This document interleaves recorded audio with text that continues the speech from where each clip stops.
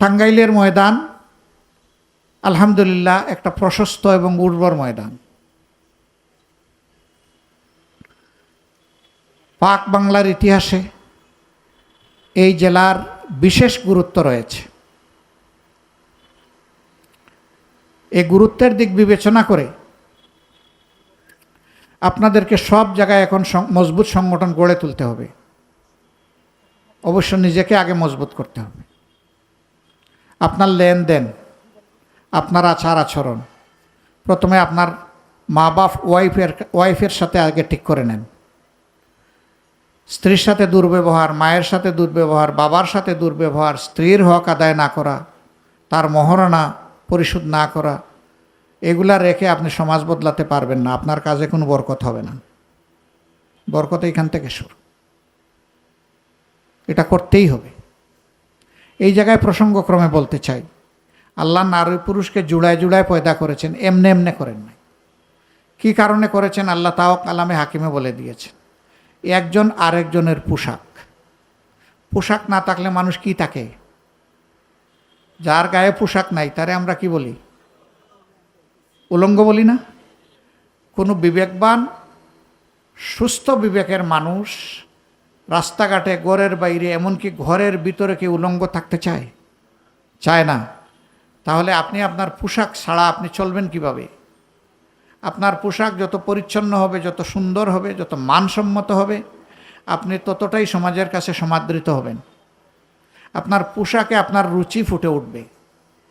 অতএব স্ত্রী তার স্বামীর জন্য পোশাক, স্বামী তার স্ত্রীর জন্য পোশাক। অনেকে মার হক আদায় করতে গিয়ে স্ত্রীকে আবার বিপদে ফেলে দেন, অনেকটা তাদের সাথে দাসীর আচরণ করেন। আবার অনেকে স্ত্রীকে সন্তুষ্ট করতে গিয়ে মাকে ভুলে যান। তিনি যে তাকে গর্ভে ধারণ করেছিলেন, বুকের দুধ খাইয়েছিলেন, বুকের বিছানা পেতে দিয়েছিলেন এবং তিলে তিলে তাকে যে আদরে সোহাগে ভালোবাসায় যত্নে বড় করেছিলেন, এটা অনেকে ভুলে যান। মা, তোমার এই সমস্ত কথাবার্তা আর সহ্য হয় না, ঘরে আসলেই আর আমার কোনো শান্তি নাই, তোমার এই কথা ওই কথা শুনতে হয়। আরে ভাই, আপনি যখন ছুটেছিলেন তখন মার হাতে কামড় দিয়েছেন, গালে কামড় দিয়েছেন, স্তনে কামড় দিয়েছেন, পেটের ভিতরে তার দেহে আপনি লাথি দিয়েছেন, আপনি ওখানে পেশাব করেছেন, ওখানে পায়খানা করেছেন, ওখানে বমি করেছেন তার বুকের মধ্যে। আপনি কত চঞ্চলতা চপলতা করেছেন, ঘরের জিনিসপত্র ভেঙে টুকরা টুকরা করে দিয়েছেন। মা কি আপনাকে ছুঁড়ে মেরেছিল? এগুলা করার পরে আরও যত্ন করে আদরে নিয়ে, ও আমার সোনা, ও আমার চোখের মণি, এগুলা করো না, আসো আসো, তোমার কি দরকার বলো, আমি দিয়ে দেব। তো সেই মা তখন আপনার সকল চাহিদা পূরণ করেছে। এখন দুইটি কথা আপনার গায়ে সহ্য হয় না, আপনি আল্লাহর কাছে কি নিয়ে আপনি হাজিরা দেবেন? এই জন্যে মা কাফের হলেও তার প্রতি আপনাকে ইনসাফ করতে হবে, তার পাওনা তাকে দিতে হবে। আর মুমিন হলে তো আলহামদুলিল্লাহ, নূরুন আলা নূর, আপনি সোনার খনি পেয়ে গেছেন। আবার মাকে সন্তুষ্ট করতে গিয়ে অনেকে স্ত্রীকে অপমান অপদস্থ করেন, চরম অন্যায়। আপনি যাকে স্ত্রী হিসাবে নিয়েছেন তারও আপনার মতো মা বাপ আছে। সে ওই মা বাপের কুলে ঘরে বড় হয়ে উপযুক্ত সময়ে যখন গোলাপ ফুটেছে আপনার হাতে তুলে দিয়েছেন। মানুষ মানুষকে উপহার দিয়ে আনন্দিত হয়। এখন তো আবার ফটোও নেই, বলে যে স্মৃতির জন্য একটু। আমি বলি যে এখানে স্মৃতি রাখলে হয় না, এরপরে একটা মাত্র নেই, মানে এইটা থেকে সরানোই যাচ্ছে না। স্মৃতির জন্য তো একটা ফটো নিতে হবে তাকে। মানে হাস্যোজ্জ্বল মুখ, সে আপনাকে উপহার দিয়ে খুশি সন্তুষ্ট, কিন্তু একটা উপহার দেওয়ার পরে মানুষ জ্বর ধারায় কাঁদে। এটি হলো সারা জিন্দেগি যে গোলাপটাকে লালন পোষণ করে আপনার হাতে স্ত্রী হিসাবে তুলে দিচ্ছে, ওই দিন এমন একটা মা কিংবা বাপ পাবেন না যাদের মুখে হাসি ফুটে। চোখ জুড়ে নদীর পানি সেখানে প্রবাহিত হয়। একটা অজানা আশঙ্কা তাদেরকে তাড়া করে। আমি তো আনন্দে আদরে আহ্লাদে আমার বুকের ধনকে আমার বুকে রেখেছিলাম, নতুন জগতে আমার মেয়েটা কেমন থাকবে।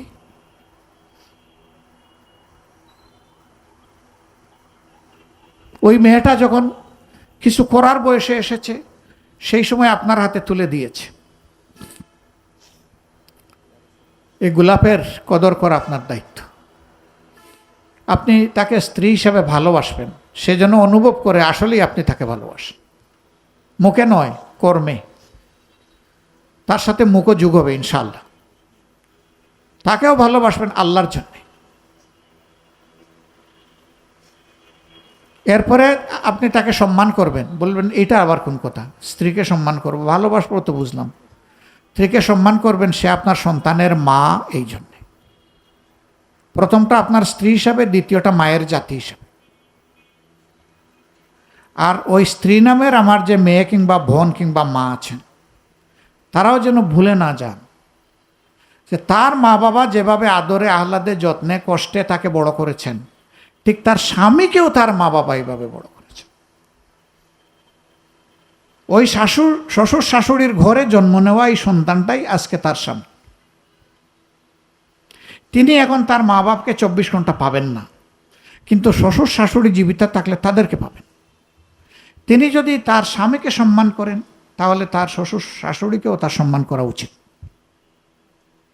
তিনি যদি তাদেরকে মায়ের মতো বাবার মতো সম্মান করেন, তাহলে আল্লাহ তাআলা তার মা বাপের ঘরে বরকত ঢেলে দেবেন।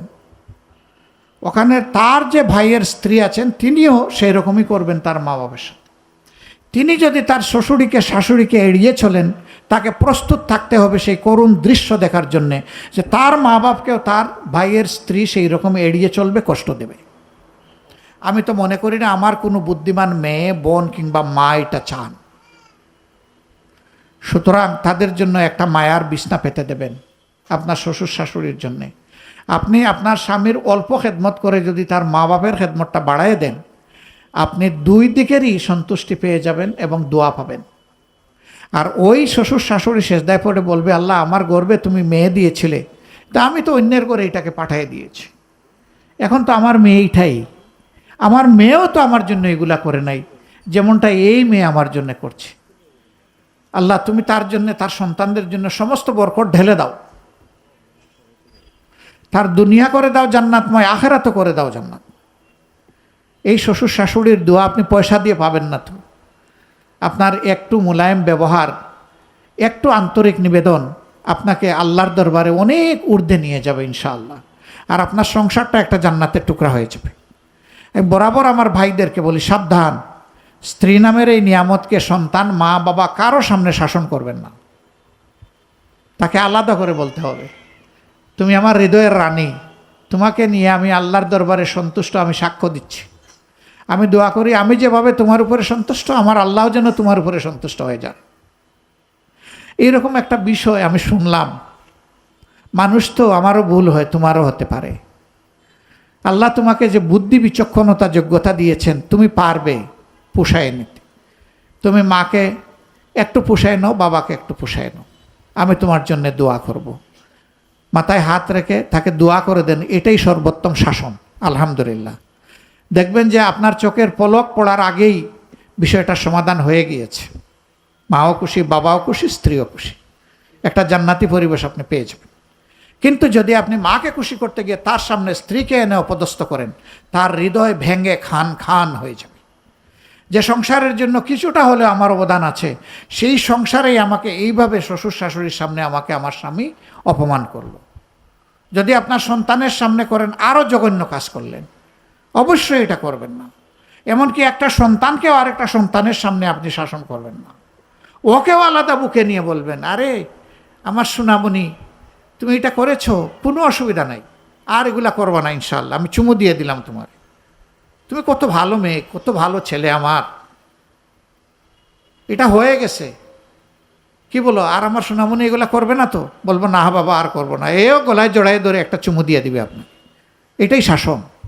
থাপ্পড় দিবেন, গাল দিবেন, ধমক দিবেন, আগুন ঝরাবেন, ও বেঁকে গিয়ে বলবে এটা আমার বাবাই না। এ কিসের বাবা? মাও এই কাজ করবে না, বাবাও কাজ করবে না। শাসনটা হবে আদর জড়ানো। এই শাসন হয় স্থায়ী, এই শাসন হয় বরকতময়, এই শাসন হয় জান্নাতময়।